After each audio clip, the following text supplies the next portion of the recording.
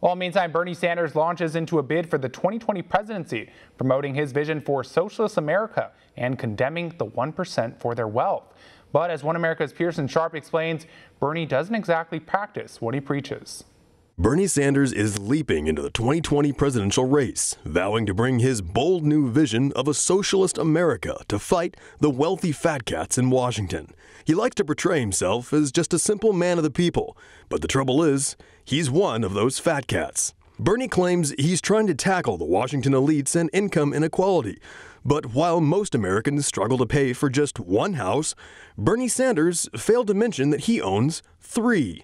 With a net worth of several $1 million, Bernie managed to rake in nearly $2 million from book royalties alone since 2016. That's on top of the $200,000 a year he earns as a U.S. Senator. With that money, in 2016, he splurged on a $575,000 4-bedroom lakefront house in his home state of Vermont. That's on top of the townhouse he owns in Washington, D.C., and another home in Burlington, Vermont. The senator and presidential hopeful will apparently be using his new lakefront house as a seasonal retreat. Perhaps Bernie will use his newest home to write more about income inequality in the U.S. and how hard the 99% like him have to struggle for their own seasonal retreats.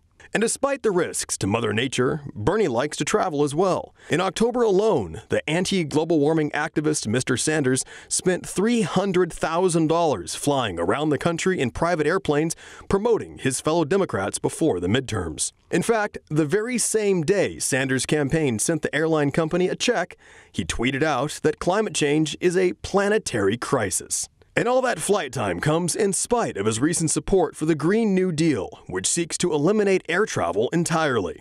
But for the career politician who failed in the private sector, was broke until he was nearly 40, and spent his honeymoon singing with the Soviets in the USSR, contradiction apparently comes easy. Bottom line, Bernie's opulent lifestyle is starkly at odds with his campaign to tax the rich and feed the poor, and harkens back to his tweet from 2017 where he questions how many yachts billionaires really need. That raises a similar question for him.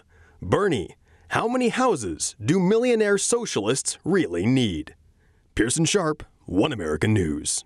Want to see more videos like this? Click on the link below and subscribe to One American News on YouTube, and call your cable provider and kindly demand that One American News is added to your lineup. Call and subscribe today.